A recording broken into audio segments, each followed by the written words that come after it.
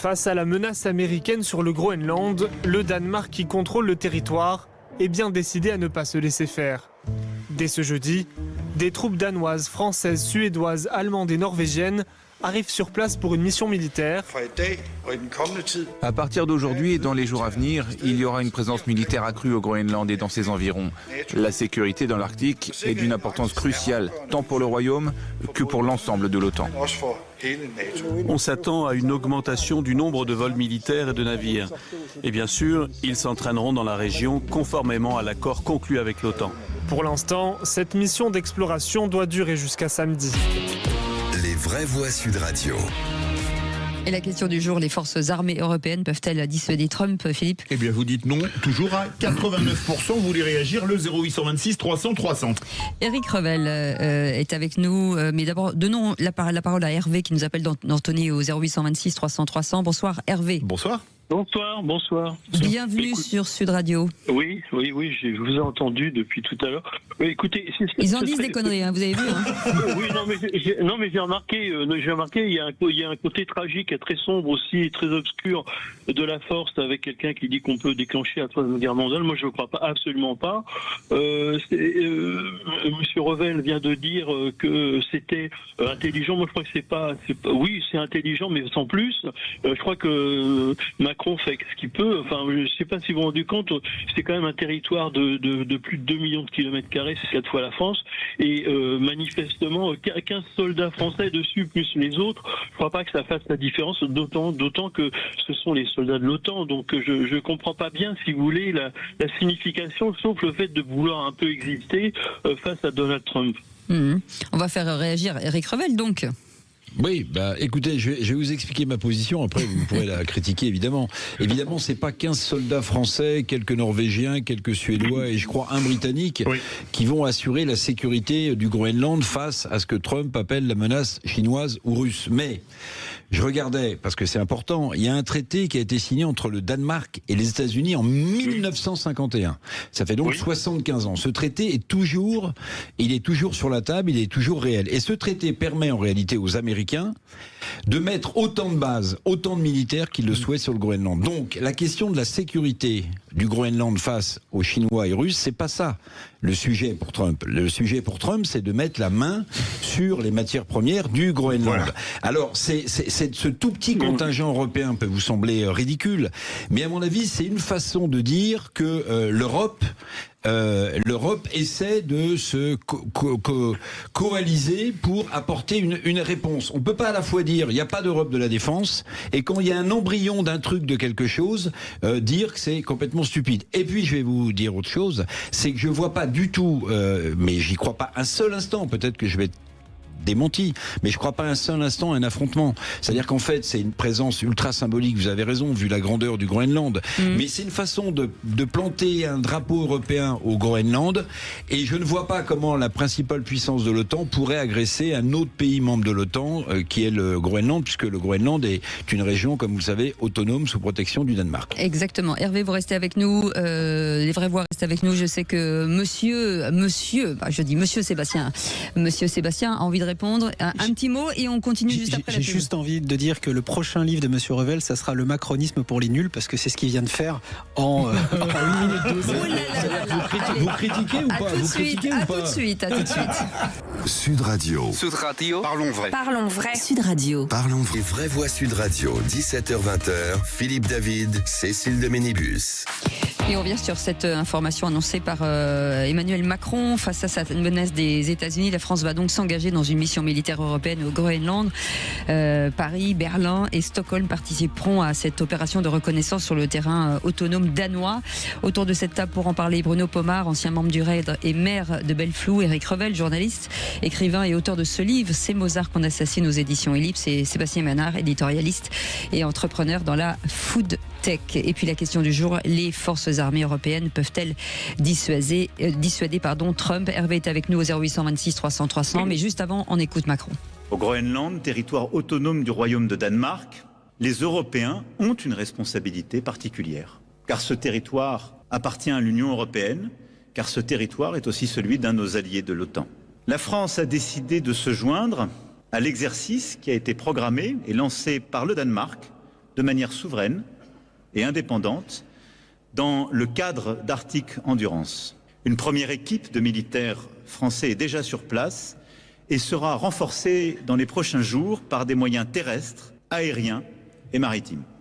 Alors Éric Revel disait tout à l'heure une initiative européenne plutôt intelligente. Vous vouliez réagir, Sébastien Ménard? Non, je disais que pour une fois, Éric Revel soutient le président de la République, Emmanuel Macron. Donc je tiens à le signaler. Je soutiens une initiative. C'est déjà un bon début. Et en l'occurrence, comme je le disais hors antenne, on s'en fout. Enfin, j'ai beau soutenir Emmanuel Macron, on s'en fout que ça soit l'initiative d'Emmanuel Macron. L'Europe a juste besoin, enfin, d'arrêter. À défaut d'arrêter d'emmerder les entrepreneurs, les agriculteurs et toutes celles et tous ceux qui font vivre la France et notamment la France des territoires, au moins que l'Europe ait cette utilité-là, c'est-à-dire de faire respecter nos valeurs, de faire respecter nos territoires, de faire respecter nos marchés, de faire respecter, comme on le disait tout à l'heure, nos matières premières, nos ressources, comme le disait Éric Revel. Allez, monsieur Pomard. Non, mais je suis surpris d'ailleurs qu'Éric Revel soit heureux de voir qu'il y a une quinzaine de soldats français qui partent là-bas avec le Danemark. C'est le symbole, on s'en fout, c'est pas le nombre, c'est le symbole. Le symbole, oui, mais on est que dans le symbole en France, c'est ça le problème. C'est déjà un bon début. On rame derrière comme des malades. C'est déjà un bon début. On fait pareil partout. Et encore une fois, Trump, fait ce qu'il veut, c'est-à-dire il continue à avancer dans la démarche qui est la sienne après l'Amérique du Sud et Maduro, après l'Ukraine. Là, il s'attaque au Groenland. Pour l'instant, il n'a rien fait. Pour l'instant, il parle. Pour l'instant, il parle et pour l'instant, il fait rien. Vous êtes petits bras, les amis, excusez-moi. Alors, moi, je crois qu'il y a deux choses qui jouent. Au niveau de la symbolique, oui, il n'y a pas qu'Éric Revel, Sébastien Ménard, je vais soutenir l'initiative du président de la République. Bon, seul problème, aujourd'hui, on a une armée qui est toute mouillée, fait un peu plus de 200 000 hommes, d'accord, dont les unités combattantes, dont 70 000 opérationnels, 70 000 troupes de combat, d'accord. Quand vous regardez l'US Army qui dépense plus de la moitié des budgets militaires mondiaux, on joue boxe pas dans la même catégorie, même tous les Européens. Il y a 15 soldats, mais il y a aussi des moyens terrestres et aériens et maritimes. Et puis il y en a peut-être qu'on voit pas, type des sous-marins par exemple. Moi ce que je tiens à dire c'est que je n'imagine pas Trump assez déjanté pour faire tirer ou faire prisonnier des soldats de l'OTAN. Je sais qu'il peut être totalement transgressif, qu'il peut être ingérable, tout ce qu'on veut, mais parce que là, il fait ça, c'est déjà la fin de l'OTAN. Je pense qu'on est tous d'accord là-dessus. Oui, bien sûr. On est tous d'accord là-dessus. Donc je pense qu'il n'est pas assez déjanté pour aller jusque-là. Alors par contre, s'il allait jusque-là, alors là, c'est la Troisième Guerre mondiale. Vous réagissez quand vous voulez, mais quand dit la diplomatie russe s'est dite sérieusement inquiète de l'envoi des troupes de l'OTAN au Groenland ce jeudi, est-ce qu'on peut y croire ou c'est un gros bluff? Non, mais c'est un peu logique historiquement, puisqu'en 1951, lorsque les Américains se sont installés, ont installé leur base militaire, c'était aussi pour contrôler la puissance soviétique. Donc il n'y a rien d'extraordinaire. Moi, je pense que c'est plutôt géopolitique et géostratégique contre les Chinois. D'ailleurs, ça suit la politique étrangère de Trump avec l'affaire du Venezuela, puisque les Chinois, les Russes, etc., avaient un pied bien mis dans cette dictature. Donc c'est pas tellement étonnant. Moi, que je vous entends, j'entends mission. Comment ? Pardon monsieur, mais c'est pas ça du tout. Allez-y Sébastien. Je laisse parler notre auditeur, mais c'est pas ça du tout. Finissez Hervé, finissez. On va... alors je sais plus ce que je voulais dire. Non mais je pense que vous dites pourquoi c'était pas ça du tout. Je peux vous expliquer en 2-2. Oui. C'est que il y a en 2-2 alors. Il y a deux problèmes. Il y a deux sujets. Il y a pour Trump, il y a évidemment les ressources, l'accès évidemment à des matières premières. Contrôler le pétrole qui était bradé, vendu à bas prix dans une monnaie différente que le dollar. Donc il y a une problématique de ressources. L'Alaska, comme l'a dit mon collègue Éric Revel, il y a évidemment des matières premières rares, qui permettent aujourd'hui d'adresser le progrès, d'adresser la modernité, les nouvelles technologies. Il y a une réserve là-bas, il y en a là-bas, il y en a pas beaucoup aux États-Unis, là-bas il y en a beaucoup. En Alaska, enfin pas en Alaska, au Groenland, pardon, lapsus. Donc et donc ça c'est un premier point. Le deuxième point, c'est évidemment le pétrole vénézuélien qui était jusqu'alors vendu de manière frelatée, sous le manteau, en yens ou en roubles. C'est ça l'histoire. Oui, mais on peut pas parler du pétrole vénézuélien puisque c'est un pétrole de très mauvaise qualité qui ressemble plutôt à du miel. En plus, il y a 500 000 tonnes qui sont vendues à la Chine, donc c'est la moitié de la production. Laissez faire les Américains, ils savent faire. Ils savent faire du pétrole de bonne qualité. Hervé parler. Oui, non, mais moi je pense que vous exagérez sur le problème du pétrole. Je pense que c'est plus un point de vue géostratégique pour contrôler la région et contrôler l'empire russe et puis l'empire chinois de s'avancer de trop, comme la politique de Monroe des années 1823 de contrôler aussi l'Amérique du Sud pour que les Amériques pour que les Chinois et les Russes, si vous voulez, ne soient pas trop présents dans cette région-là, voilà. Donc il y a une logique de politique étrangère chez Trump que vous remarquez pas en définitive. Mais la logique, c'est pas la Chine, c'est pas affaiblir la Chine. Quand on annexe le Venezuela, c'est un passage stratégique. Oui, mais est-ce que c'est pas la Chine qui est visée par Trump? C'est ce que dit Thierry Breton. Si, c'est la Chine qui avait pignon sur rue en Amérique du Sud et au Venezuela, ça c'est absolument juste. Sur la question du pétrole vénézuélien, d'abord c'est assez incompréhensible en réalité parce que les entreprises américaines qui ont été spoliées sous Pérez, qui était président du Venezuela en 1976, puis sous Chavez plus récemment, le prédécesseur de Monsieur Maduro, ces entreprises américaines, elles peuvent produire du pétrole, mais comme on l'a dit, il n'est pas exploitable tout de suite. Alors Trump veut faire de la route et du bitume avec, ce qu'il a dit. Mais surtout, ce qui est incompréhensible, c'est que les États-Unis sont le premier producteur de pétrole de schiste aujourd'hui. On l'oublie. Alors, vous allez me dire, si le pétrole baisse trop, les coûts de production sont tels sur le pétrole de schiste que ça devient plus intéressant d'exploiter. C'est sûr.